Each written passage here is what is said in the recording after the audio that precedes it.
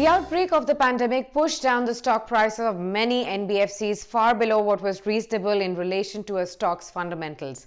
Repco Home Finance is one such example, and the stock has now bounced back quite smartly with the lockdown getting relaxed as well. In our Ideas for Profit today, we'll discuss whether the stock still has more steam left for investors to keep attention on this one. Well, housing finance companies are likely to see growth reviving faster than the NBFCs operating in the other retail loans. Now, this is playing out as apparent in Repco's earnings in the second quarter of the current fiscal year. Now, with a loan book size of say 12,089 crore rupees as at the end of September, Repco is a moderate-sized HFC with presence mainly in southern India. Now, disbursements in the first half of the current fiscal year have been quite lower due to the pandemic. Nevertheless, the management has guided for a disbursals of say about 700 to 800 crore rupees in Q3 of FY21 and around 900 crore rupees in Q4 of FY21, which actually implies a growth of 14% and 50% on a year-on-year basis respectively. Now, given the expectations of the high disbursals in the second half, the management has also revised its loan growth guidance to 8 to 10% from back 5 to 6% guided back a couple of months ago.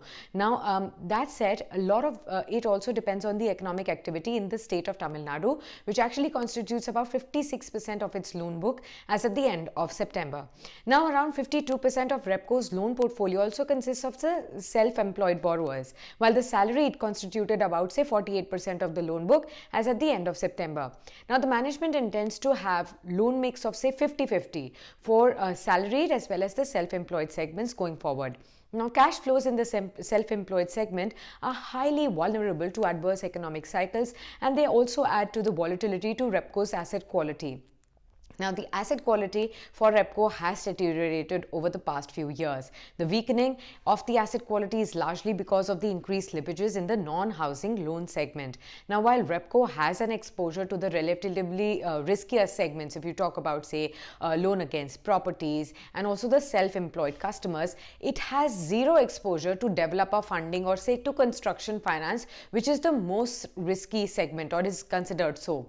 Now, the outbreak of the pandemic has also created a further pressure on the asset quality. However, the moratorium and the Supreme Court stay has really masked the reported numbers for now.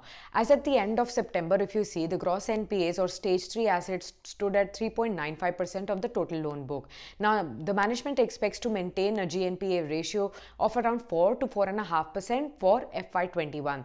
The management does not expect much restructuring and sees it around say 200 to 300 crore rupees. Now, this is very encouraging as far as the company is concerned. Overall, the management's guidance on the asset quality is also quite upbeat. Added to that, Repco's provisioning level is also quite comforting right now. The total provisions are equivalent to 2% of the total loan book as well, and around 96% of Repco's borrowings is from banks and National Housing Bank, implying that very less dependence is there on the capital markets per se. Moreover, with the Tier 1 capital adequacy at 26.8% as at the end of September, Repco can really capitalize on growth revival in the housing demand.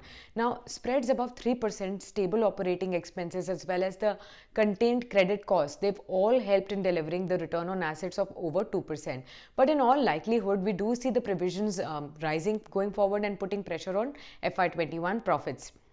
However, the earnings will actually improve in FY22 with business normalcy really getting restored. Now, the stock has actually suffered a sharp derating with a forward one-year price to book multiple contracting from a peak of say 4 times in FY17 to just below 1.5 times in FY19 and is currently trading at around 0.6 times FY22 estimated book.